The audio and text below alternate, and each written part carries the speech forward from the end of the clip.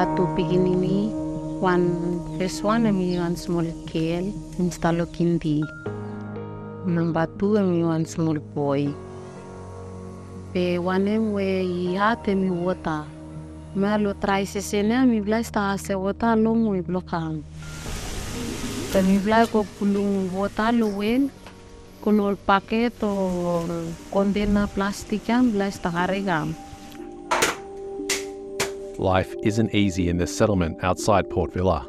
About 170 people have settled here in the past year. Samlo mi vla lukiat light. Samlo mi vla no solar.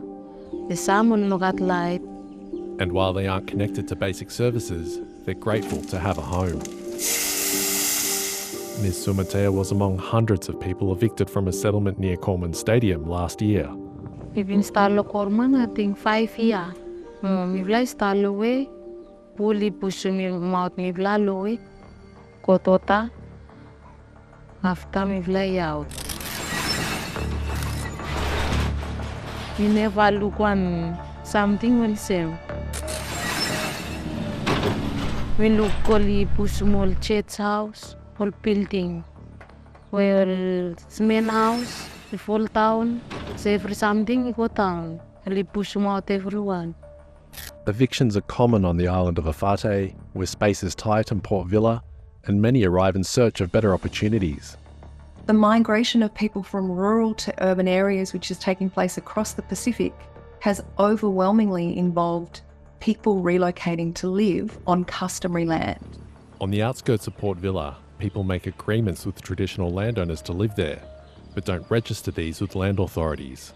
Those arrangements are often long-standing but break when a chief or landowner dies, or when landowners make lease agreements with other parties for the same land. Sometimes that population's been there for 10, 20, 30 years. There's a tapestry of arrangements across those areas, but none of them really grant people long-term permission in law to live in those areas. Evictees from Corman settlements say when they first moved there, they made agreements with a member of the traditional landowning family and paid that person to live on the land. But there was already an existing lease, and the Supreme Court ordered the area be returned to the leaseholder. From feeling blomy, me feeling time mi haram ipitin time we one family and me dead. Mi haram mi from all up no mi got two disabled with me.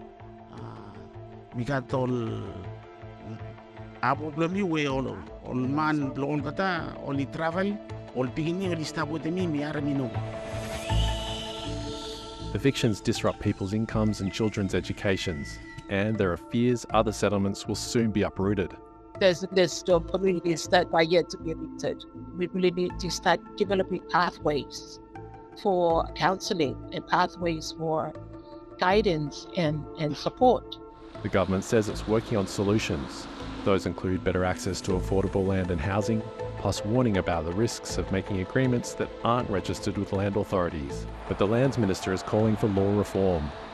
The Ministry of Lands and agencies require reform and institutional capacities to be able to cope with the current trend of informal settlements and evictions.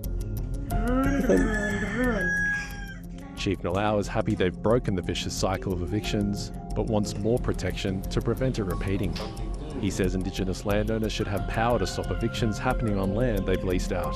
Meeting say government is to revive low block ground. And it still affected me for that today. Me will stop with Pahadiat below, replace him back account where me will been cash out money to help me for that low time low eviction.